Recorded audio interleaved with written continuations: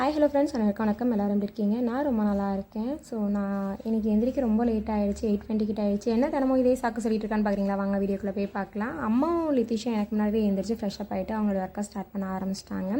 So அம்மாவுக்கு வந்து பார்த்திங்க அப்படின்னா low BP, low sugar and வந்து ஹீமோகுளோபின் ரொம்ப கம்மியாக இருக்குது. அம்மாவுக்கு இவ்வளோ ப்ராப்ளம் இருக்குது, நீங்கள் அம்மா கூட ஹெல்ப் பண்ணலாம் அப்படின்னு சொல்லிட்டு கேட்கலாம். ஸோ எனக்குமே அது வந்து மனசில் இருக்குது. என்னால் முடிஞ்ச ஒர்க்கு அம்மாவுக்கு சின்ன சின்ன ஒர்க்கு நான் வந்து பண்ணிட்டு தான் இருக்கேன். ஏன்னா நைட்லேயும் தூங்குறதுல பகல்லையும் தூங்குறது கிடையாது. விடிய கால போல தான் எனக்கு தூக்கம் வருது. அதனால் 2 hours எக்ஸ்டெண்ட் பண்ணி தான் நான் வந்து விடிய காலம் வந்து தூங்கிட்டுருக்கேன்.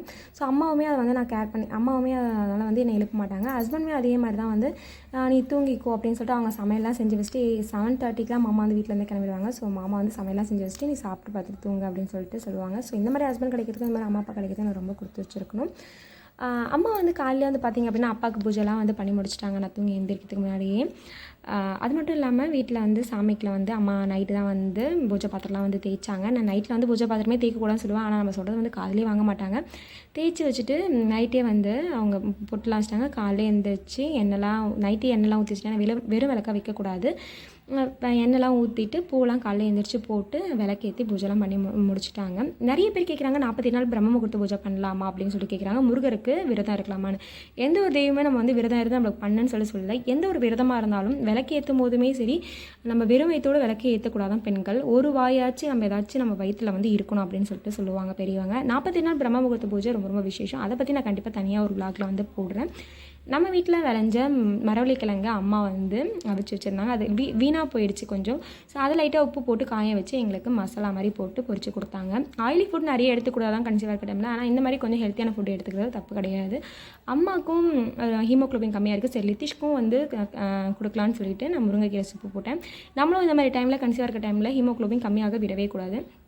ஸோ முருங்கைக்கீரையாக இருந்தால் லித்திஷ் வந்து குடிக்க மாட்டான். தழையாக இருந்தால் லித்திஷ் வந்து குடிக்க மாட்டான்றதுனால அரைச்சி வெங்காயம், தக்காளி, பூண்டு இதெல்லாம் போட்டு அரைச்சி லைட்டாக வதக்கிட்டு அதுக்கப்புறம் வந்து கொதிக்க வச்சு கொடுத்தோம் அப்படின்னா குழந்தைங்க குடிக்காத குழந்தைங்க கூட கண்டிப்பாக குடிக்கும். இந்த மாதிரி நீங்களும் ட்ரை பண்ணி பாருங்கள்.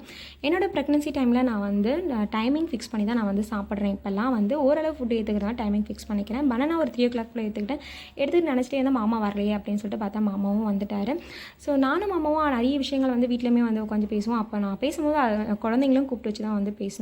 ஏன் அப்படின்னா நம்ம அப்போ தான் வந்து குழந்தைங்களுக்கு வந்து அம்மா அப்பா பேசுகிறாங்க, நம்மவும் வந்து கூப்பிட்டு வச்சு பேசுகிறாங்க. அப்போ தான் குழந்தைங்க வந்து எந்த ஒரு விஷயமும் நம்மக்கிட்ட வந்து ஷேர் பண்ணுவாங்க. நிறைய விஷயங்கள் வந்து உட்காந்து பேசினாலே அந்த வீட்டில் வந்து சண்டையும் இருக்காது, எந்த ஒரு ப்ராப்ளமும் இருக்காது. நான் தான் அப்பப்போ மாமா கிட்ட கோவப்படுவேன். இருந்தாலும் மாமா வந்து அனுசரித்து போயிடுவாங்க. லித்திஷ் வந்து விஜயதசமிக்கு ஸ்கூல் சேர்க்க போகிறோம். ஸோ அதனால் லித்திஷ்க்கு வந்து நிறைய ட்ரைனிங் வந்து கொடுத்துட்ருக்கேன். ஸோ லித்திஷ்க்கு ஆல்ரெடி நிறைய விஷயங்கள் தெரியும், இருந்தாலும் வந்து ட்ரைனிங் கொடுத்துட்ருக்கேன். கன்சீவாக இருக்கிறதுனால என்னால் வந்து என்னையே மெயின்டைன் பண்ண முடியல. ஸோ நான் எங்கேருந்து என்னோடய ஹேரை வந்து மெயின்டைன் பண்ணுறது அப்படின்னு சொல்லிட்டு அப்படியே விட்டாச்சு. இனிமேல் தான் ஹேரை வந்து மெயின்டைன் பண்ணால் ரொம்ப ஹேர் ஃபால் ஆகிட்டு இருக்கு. தங்கமயில் லைட்டாக எட்டி பார்க்குற மாதிரி இருந்துச்சு. ஸோ தங்கமயிலும் இதில் வந்து ஆட் பண்ணிக்கலாம். தங்கமயில் போடுறதுக்கப்புறம் கண்டிப்பாக காமிக்கலாம் அப்படின்னு சொல்லிட்டு லைட்டாக தங்கமயிலோட வீடியோ ஆட் பண்ணிக்கிட்டேன். அது மட்டும் இல்லாமல் எனக்கு வந்து மெசேஜ் கமெண்ட் பண்ணியிருந்தாங்க. ரொம்ப ரொம்ப தேங்க்ஸ். கண்ணம்மாஸ் வ்ளாக் அப்படின்னு சொல்லிட்டு ரொம்ப ஹாப்பியாக இருந்துச்சு. என்ன ஒரு மனுஷா மதிச்சு எனக்கு வந்து கமெண்ட் பண்ணியிருந்தாங்க. ரொம்ப ரொம்ப ஹாப்பிக்கா. உங்களோட ஆதரவு எனக்கு எப்போவுமே வந்து இருக்கணும். அது மட்டும் இல்லாமல் அவங்க ஒரு விஷயம் வந்து சொல்லியிருந்தாங்க. நீங்கள் வந்து உங்களுக்கு லித்திஷ்க்கு வந்து தங்கச்சி பாப்பா பிறக்கும், நீங்கள் கவலைப்படுங்க, உங்களுக்கு பொண்ணு தான் பிறக்கும் அப்படின்னு சொல்லியிருந்தாங்க. உங்களுடைய வாய்முகத்தும் கண்டிப்பாக படிக்கட்டும். பொண்ணு இல்லாதவங்களுக்கு பொண்ணு பிறக்கணும்னு ரொம்ப ஹாப்பியாக இருக்கும்.